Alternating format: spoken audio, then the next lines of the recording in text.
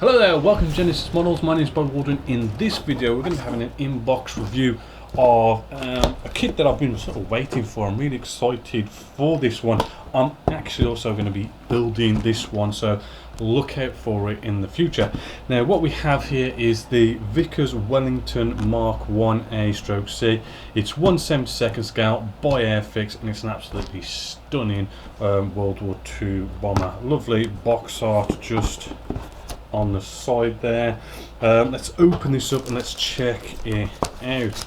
As you can see, I've already been sort of playing around with this. Starting off with some sprues. First sprue we have is of what we've got here. We've got some belly detail just underneath here, which you can see we've got those recessed panel lines, looking sort of rather crisp, bit plain, but it is just the underside. We do have all this sort of kind of rib detail going on also. Hopefully you can just see that all the way along there if I just sort of rotate it in the light. Then we've got all sorts of sort of internal detail, rib work for the internal detail. Absolutely loads of goodies. As you can see, you know, we've got what's in there. We've got raised rivets, sort of like raised panels. Again, we've got this lovely rib work that's on all sorts of surface area. You'll see that a lot more with this kit. Ejector pin marks, you know, just looking at this, I'm not seeing any on there that's going to sort of like really sort of hinder this. Then we have our first wing section, which really shows off the surface detail, and this is what's going to be so lovely about this kit.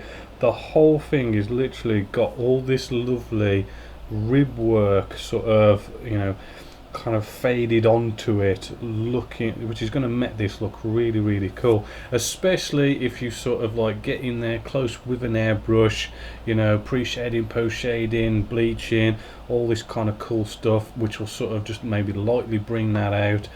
The amount of detail, sort of like spray work you can get with this, with all this lovely rib work on there, could really make this one look absolutely stunning.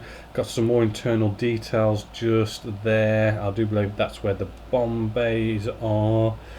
On the opposite side, I mean, they've got the ejector pin marks to an absolute minimum inside there.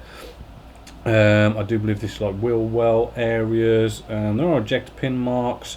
I'm not sure on what detail is going to be visible in there, but you know, there's a bit of work there.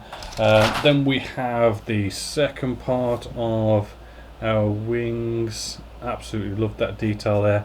Loads more of this really sort of fine rib worked Bombay area. We've got more of it here. Just absolutely love all this ribbing going on.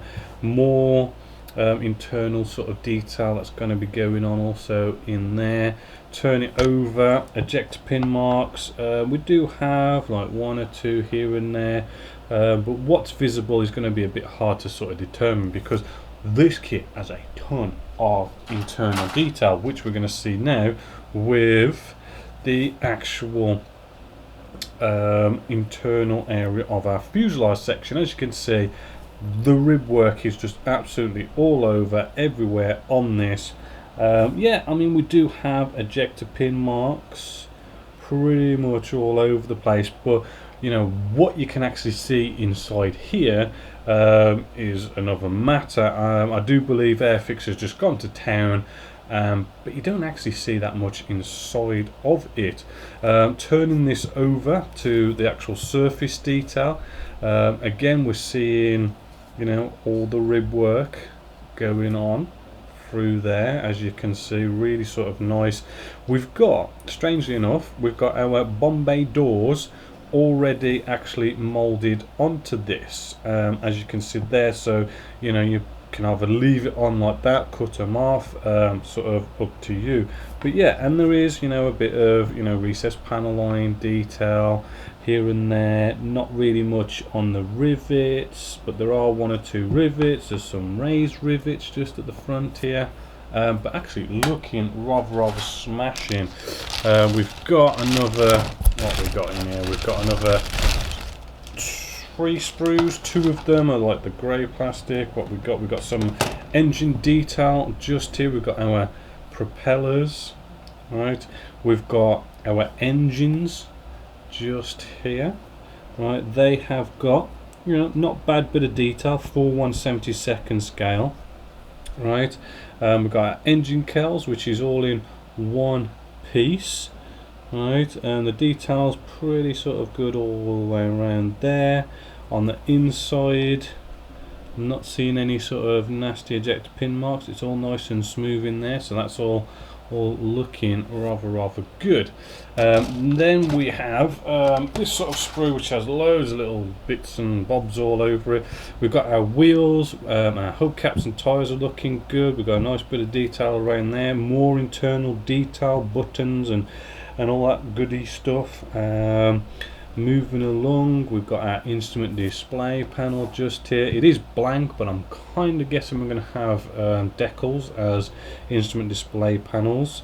Flash wise, I mean, you know, there is a little bit of flash sort of here and there, but you know, it's not that bad, and you know, some areas are better than others. Moving along, we've got all sorts of like MGs going on, nice tiny lovely detail. We've got our gun area just here again, as you can see, lovely detail. Also again, more internal detail. Our seats for 1/72 scale does have a nice bit of detail going on.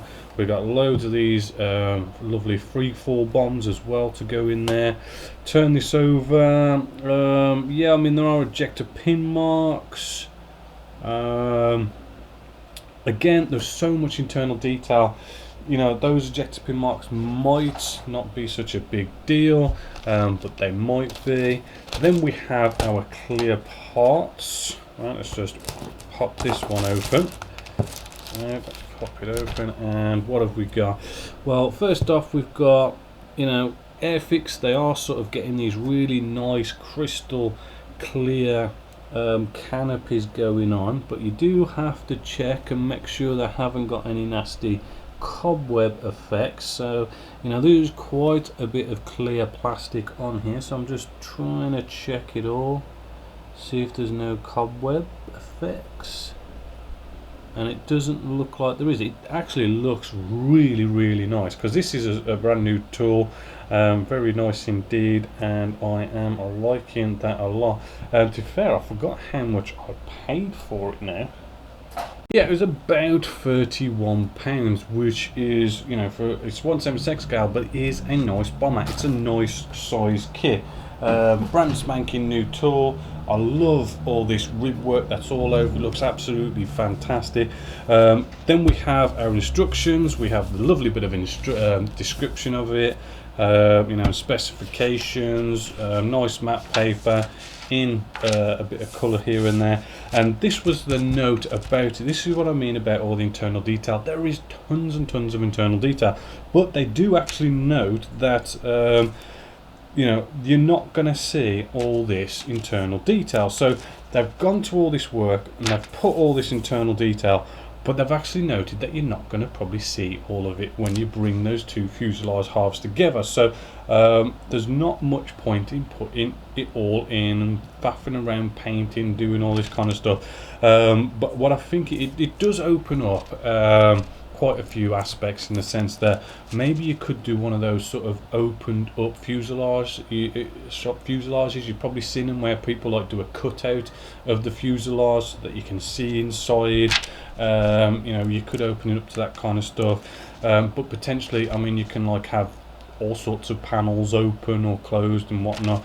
So there is the option there to really sort of go to town if you want to, but you don't have to by the sounds of it. And as you can see, anything that's in green you don't necessarily have to put in, because it says that you're most possibly not going to see it, and it does show that throughout the instructions, which is rather cool how they do that. So we start off with the internal detail, loads of it going on, and all that lovely ribbing. Choosing whether or not you want the Bombay Doors open or closed. I'm going to probably have them open, to be fair. And as you could see, just absolutely tons. That's what the beauty is of this kit. We'll look at that later. But yeah, I mean, you're going to probably spend quite a bit of time sort of getting internal details sorted before you bring the two fuselage halves together. At which point, we've got sort of like a pretty sort of standard configuration for the wing section. Is just bring two halves together. You got to mess around with the whole wheel well section and whatnot. Does look like we can have ailerons moving, which is cool. Landing gear up or down. We've got like tails and all those kind of things. You can have them in different positions, which is good, so you can really kind of pose this the way you want it. It does have this kind of slot in thing going on as well. I know in the past with sort of like bombers, because they're kind of like on the big side, I do remember like the Lancaster was like a really good fit, where you could like bring the two wing sections and just have them coming off and on at will, because they were such a good fit. So you could like spray the wings separately, the fuselage separately, and it just helped with the whole spraying and all that kind of stuff. It would be so cool if this kit did the same thing, because then we can have more accessibility and stuff. But you'd have to see how that fit goes. Moving along, we've got engine detail. That looks like that's going to be visible. All your bombs that can go in there, your clear parts, your rear gunners, all these kind of cool things. Moving along, you can have either an open or closed sort of canopy. There's like a little window that you can have open or closed, and you've got two different ones for that. Not too bad. Looking at it, the internal detail is going to probably take some time, but after that, it does seem fairly sort of simple to go together. Then we have what looks like to be our markings here. It's the first time I've seen this. We've got that two colour camo pattern on top with the whole black underneath. It's going to be cool to try out some black spraying. That's 1941, number 75 squadron. Then if we turn this over, we have the number 20 operational training unit, 1940. Again, same sort of pattern. I mean, we're not talking like two very different sort of schemes, but we've got two different ones there. Then we have the decals, which are by Cartograph, which we know they're like the best decals that you can get in the world. So these are going to be absolutely lovely. They are sort of like a very sort of shiny decals. There's not too many, but the colours are good. It's all in registry. We do have decals for the instrument display panel.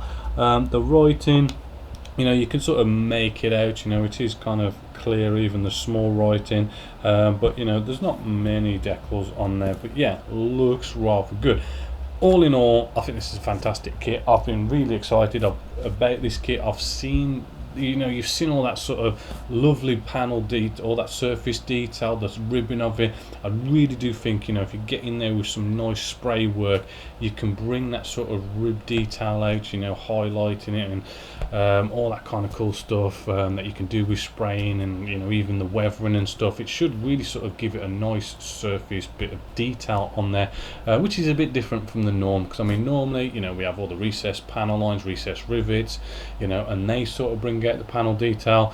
But because it's got this sort of ripply effect with all the rib details, you can sort of use your spray work to sort of bring out the surface detail with this particular kit, which is just like I think it's kind of like an interesting piece to do.